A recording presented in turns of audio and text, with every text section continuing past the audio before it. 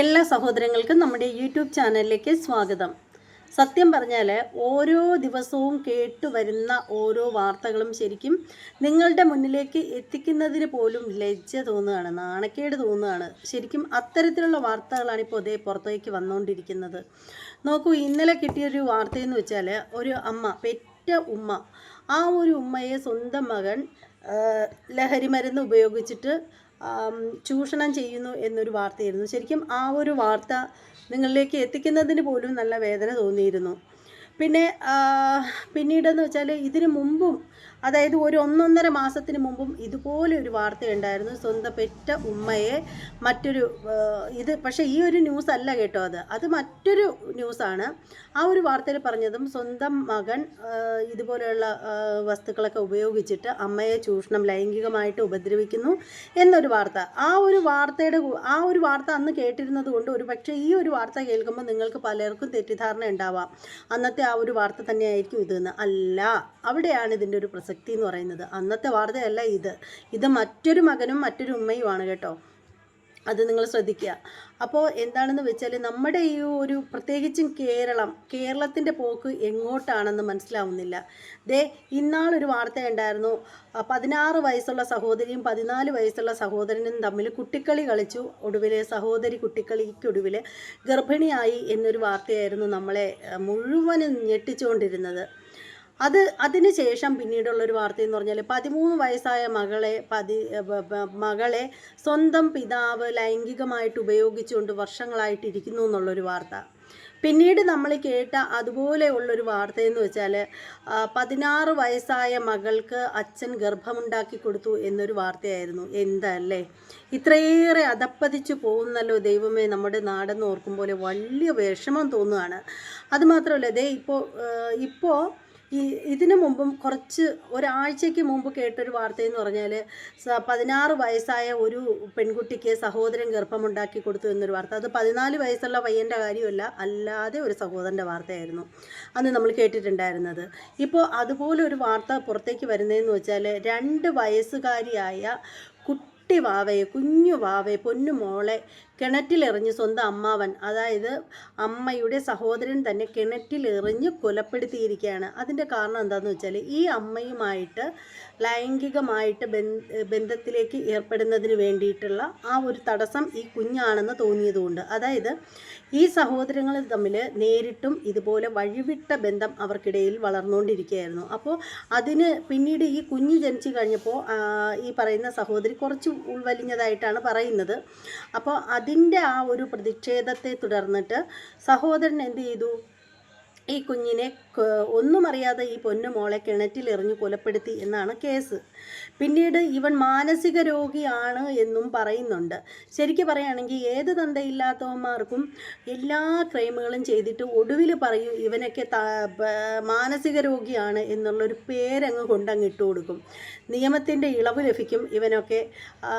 അപ്പോൾ അതൊക്കെയാണ് ഇതിൽ ലക്ഷ്യം വയ്ക്കുന്നൊരു കാര്യമെന്ന് പറഞ്ഞാൽ. മുമ്പെന്ന് പറഞ്ഞാൽ ഇവിടെ ഇതുപോലെ, അതായത് കേരളത്തിൽ ഇതുപോലെയുള്ള വാർത്തകൾ അധികം കേൾക്കാറില്ലായിരുന്നു. നമ്മൾ ഇതുപോലെയുള്ള വാർത്തകളൊക്കെ കേട്ട് വന്നുകൊണ്ടിരുന്നത് ഉത്തർപ്രദേശിലൊക്കെ ആയിരുന്നു. അവിടെ ഇതുപോലെ എന്തെങ്കിലും ഒരു വാർത്ത കേട്ട് കഴിയുമ്പോൾ ഇവിടെയുള്ള ആളുകളെല്ലാം പൂളയും പൊക്കിക്കൊണ്ടിരുന്ന്, പൂളയെന്ന് വെച്ചാൽ ബട്ടട്സ്, നമ്മളിരുന്ന് അന്തം വിട്ടിരുന്ന് കുറ്റവും പറഞ്ഞുകൊണ്ടിരിക്കുമായിരുന്നു. ഉത്തർപ്രദേശിൽ അങ്ങനെ സംഭവിച്ചു, ഉത്തർപ്രദേശിൽ ഇങ്ങനെ സംഭവിച്ചു എന്നൊക്കെ പറഞ്ഞ് നമ്മൾ കുറ്റവും പറഞ്ഞുകൊണ്ടിരിക്കുന്ന നമ്മളുടെ കേരളത്തിൽ ഇതൊക്കെ സംഭവിക്കുമ്പോൾ ഇതേക്കുറിച്ച് ചർച്ച ചെയ്യാനൊന്നും ആരും ഇല്ലേ? ആർക്കും വയ്യേ? കുറച്ച് മാധ്യമപ്രവർത്തകരും റിയാക്ഷൻ ചാനൽ ഇടുന്ന ആളുകൾ മാത്രമല്ലേ ഉള്ളൂ ഇതിൻ്റെ പിന്നാലെ പോകാനായിട്ട്. അത് ഒരു കണക്കിന് അല്ലെങ്കിൽ മറ്റൊരു തരത്തിൽ പറയുകയാണെങ്കിൽ അവർക്ക് വാർത്തയ്ക്ക് വേണ്ടിയിട്ടാവണം. പക്ഷേ അതല്ല, ഇവിടെ കുറ്റം പറഞ്ഞ ആളുകളൊക്കെയുണ്ട്. UP-യിൽ നടക്കുന്ന കാര്യങ്ങളെ പൊക്കി കാണിച്ച് കുറ്റം പറഞ്ഞിട്ടുള്ള ആളുകളൊക്കെ ഉണ്ട്.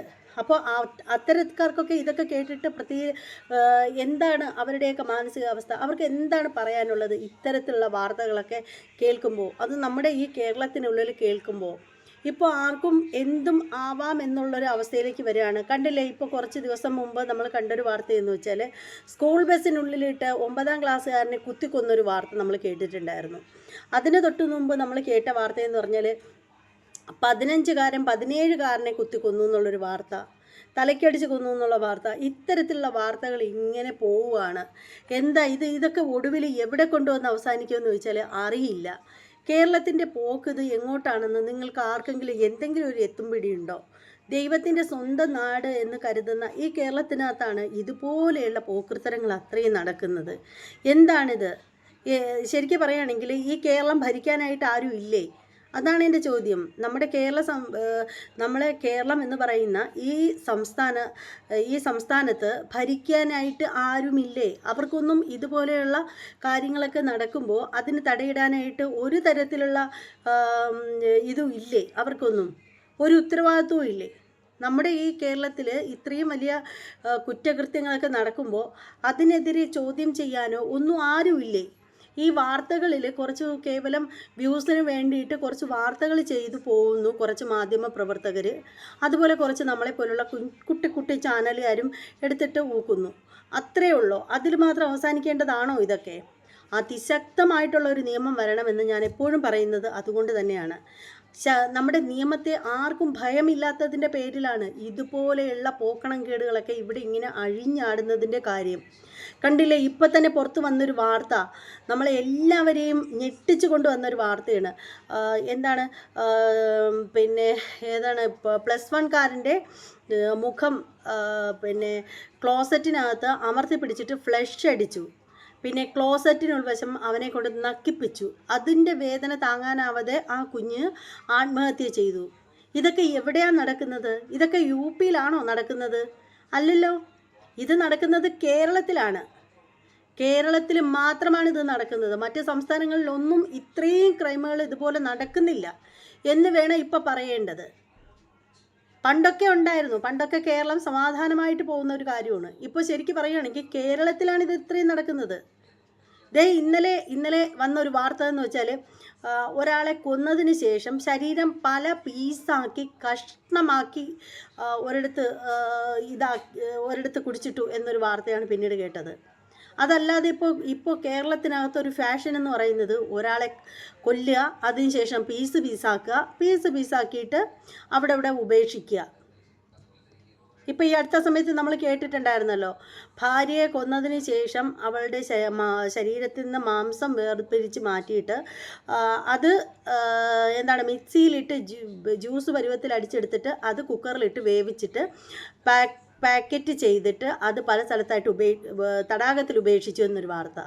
എന്നിട്ട് ആ സ്ത്രീയുടെ എല്ലുകൾ പീസാക്കിയിട്ട് അത് ഉരലിലിട്ട് ഇടിച്ചു പൊടിച്ചു എന്നൊക്കെ പറയുന്നുണ്ട്. എനിക്കറിയില്ല വാസ്തവം എന്താണെന്ന്. ഇതുപോലെയുള്ള ഈ ഒരു വാർത്തകളെന്ന് പറഞ്ഞാൽ കേൾക്കുന്നത് യു-പിയിലല്ലെന്ന് ആദ്യം എല്ലാവരും ഓർക്കണം. യു-പിയിൽ എന്ത് നടക്കുന്നു? യോഗി ആദിത്യനാഥിൻ്റെ കോണകത്തിൻ്റെ വാൽ എവിടെയെങ്കിലും കിടന്ന് അനങ്ങുന്നുണ്ടോ എന്ന് മാത്രം നോക്കിയിരുന്നിട്ട് കാര്യമില്ല. നമ്മുടെ നാട്ടിൽ നടക്കുന്ന കാര്യങ്ങൾ നമ്മൾ ഇടപെടണം. നമ്മുടെ നാട്ടിൽ നടക്കുന്ന ഇത്തരം കൊള്ളരുതായ്മകൾ നമ്മൾ ചോദ്യം ചെയ്യണമെന്ന് മാത്രമല്ല, കർശനമായ ശിക്ഷ കിട്ടണം, ശക്തമായിട്ടുള്ള ശിക്ഷ വരണം. എന്നാൽ മാത്രമേ ഇത്തരത്തിലുള്ള ആളുകൾ ഒതുങ്ങത്തുള്ളൂ. ഇത്തരം കുറ്റകൃത്യങ്ങൾ ധാരാളം ഇവിടെ ഇങ്ങനെ നടക്കുന്നതിൻ്റെ കാര്യമെന്ന് വെച്ചാൽ ശരിക്കും നിയമത്തെ ആർക്കും പേടിയില്ലാത്തത് കൊണ്ടാണ്. ആരെങ്കിലും ഒരാൾ ശിക്ഷിക്കപ്പെടുകയാണെങ്കിൽ തീരത്തക്കതേ ഉള്ളൂ ഈ എതക്കേടുകൾ. ഓരോ ദിവസം ചെല്ലുന്തോറും നമ്മൾ ഇതുപോലെ കേട്ട് വരുന്ന ഈ അനീതികളൊക്കെ ഇവിടെ നടക്കാനുള്ള കാര്യമെന്ന് വെച്ചാൽ നമ്മുടെ നിയമം കുറച്ചുകൂടി സ്ട്രോങ് ആവണമെന്ന് എന്നെപ്പോലെ ഒരുപാട് പേര് ആഗ്രഹിക്കുന്നുണ്ട്. അതുപോലെ ഇതേക്കുറിച്ച് ഘോരം എല്ലാവരും പ്രസംഗിക്കുന്നുണ്ട്. ഇപ്പോൾ തന്നെ നമ്മുടെ പുരുഷ കമ്മീഷൻ വേണമെന്ന് പറഞ്ഞിട്ട് ഒരു കൂട്ടം ജനത, രാഹുൽ ഈശ്വറിൻ്റെ നേതൃത്വത്തിൽ ഒരു കൂട്ടം ആളുകൾ അതിന് വേണ്ടിയിട്ട് പ്രവർത്തിക്കുന്നുണ്ട്. അതിന് വേണ്ടിയിട്ട് ആ ഒരു കമ്മീഷൻ വരാൻ വേണ്ടിയിട്ട് ഒരുപാട് ആഗ്രഹിക്കുന്നുണ്ട്, അതിന് വേണ്ടിയിട്ട് പരിശ്രമിക്കുന്നുണ്ട്. അവരോടൊക്കെ എനിക്ക് പറയാനുള്ളത്, ശരിക്കും ഇവിടെ ഒരു പുരുഷ കമ്മീഷൻ അല്ല ഇപ്പോൾ ആവശ്യം. ഇതുപോലെയുള്ള ക്രൈമുകൾ ഇനിയും കേരളത്തിൽ ഉണ്ടാവാതിരിക്കാൻ എന്ത് ചെയ്യാൻ പറ്റും അത് നിങ്ങൾ നോക്കൂ. അതിന് നമ്മളെല്ലാവരും കട്ട സപ്പോർട്ടായിട്ട് നിങ്ങൾക്കൊപ്പം ഉണ്ടാവും. ശരിക്കും പറയുകയാണെങ്കിൽ നമ്മുടെ കേരള ജനതയ്ക്ക് തന്നെ നാണക്കേട് തോന്നുകയാണ്, ഭയങ്കരമായ നാണക്കേട് തോന്നുകയാണ്. ഇതൊക്കെ ഈ കേരളത്തിനുള്ളിലാണല്ലോ നടക്കുന്നതെന്ന് ഓർക്കുമ്പോഴത്തേക്ക്. മുമ്പ്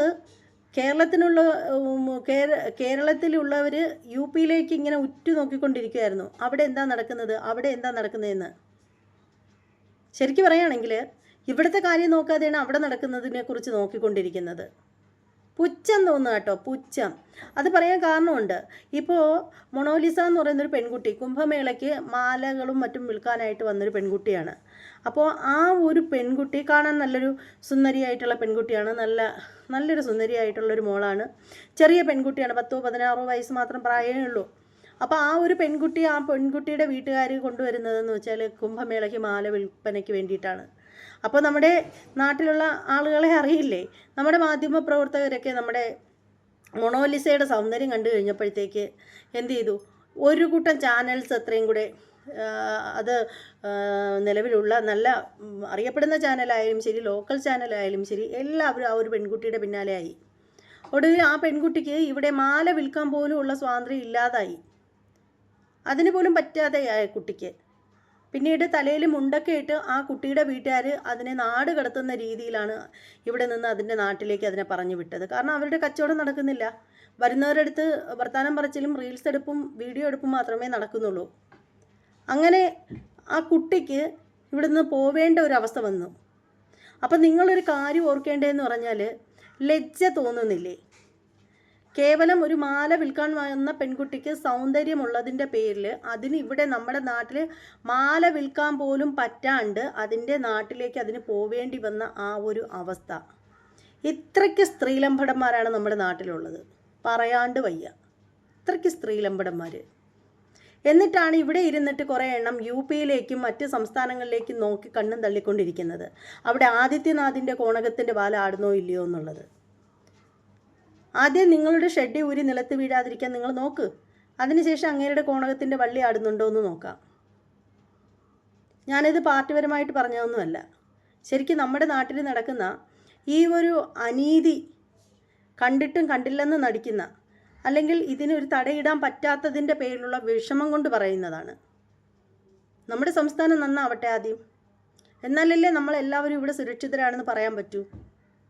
എന്താണ് ഒരു ദിവസം അങ്ങോട്ട് തുറന്ന് നോക്കിയാൽ നമ്മൾ ഫോണിലൂടെ ആയാലും നമ്മളല്ലാതെ TV-യിലായാലും പത്രത്തിലൂടെ ആയാലും നമ്മൾ ഓരോ ദിവസവും അറിയുന്നത് ഇതുപോലെ ഞെട്ടിക്കുന്ന വേദനിപ്പിക്കുന്ന വാർത്തകളാണ്. ഇതിനൊക്കെ ഒരു പരിഹാരം വേണ്ടേ?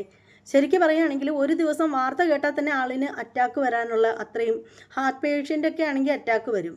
പിന്നെ BP ഉള്ള ആളുകളാണെങ്കിൽ അത്യാവശ്യം അത് നല്ല രീതിയിൽ ഹൈ BP ആവും. അമ്മാതിരി വാർത്തകളാണ് ഓരോ ദിവസവും കേട്ടുകൊണ്ടേ ഇരിക്കുന്നത്. കൊച്ചു കുഞ്ഞുങ്ങളെ വരെ ഭോഗിക്കാൻ ആഗ്രഹിക്കുന്ന ആളുകളാണ് പലരും.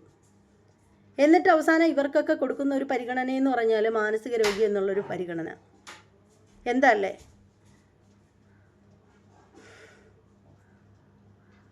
അപ്പോൾ എന്തായാലും ഇതേക്കുറിച്ച് എനിക്ക് കൂടുതലൊന്നും പറയാനില്ല. ഞാൻ പറഞ്ഞു വരുമ്പോഴത്തേക്ക് എനിക്ക് ചിലപ്പോൾ ദേഷ്യം വരുന്നുണ്ട്. ശരിക്കും നമ്മൾക്ക് സ്വരം നന്നായിരിക്കുന്ന അവസ്ഥയിൽ തന്നെ പാട്ട് നിർത്തുന്നതായിരിക്കും വളരെ നല്ലത്. അതുകൊണ്ട് തന്നെ ഇനി ഇതേക്കുറിച്ച് കൂടുതൽ ഞാൻ സംസാരിക്കുന്നില്ല, നിർത്തുകയാണ്. ഈ ഒരു വീഡിയോയെക്കുറിച്ചിട്ടുള്ള നിങ്ങളുടെ ഓരോരുത്തരുടെയും അഭിപ്രായങ്ങൾ നിങ്ങൾ വ്യക്തമായിട്ട് തന്നെ നിങ്ങൾ കമൻറ്റ് ചെയ്തേക്കണം. നമ്മുടെ ചാനൽ ഇതുവരെ സബ്സ്ക്രൈബ് ചെയ്തിട്ടില്ലാത്ത ആളുകളൊക്കെ ഉണ്ടെങ്കിൽ ഒന്ന് സബ്സ്ക്രൈബ് ചെയ്തോളൂ. അതോടൊപ്പം ബെല്ലൈക്കൺ കൂടി ഒന്ന് പ്രസ് ചെയ്യാനും മറക്കരുത്. ഇനി മറ്റൊരു വീഡിയോയുമായിട്ട് കാണാം. അതുവരെ എല്ലാവർക്കും ബൈ.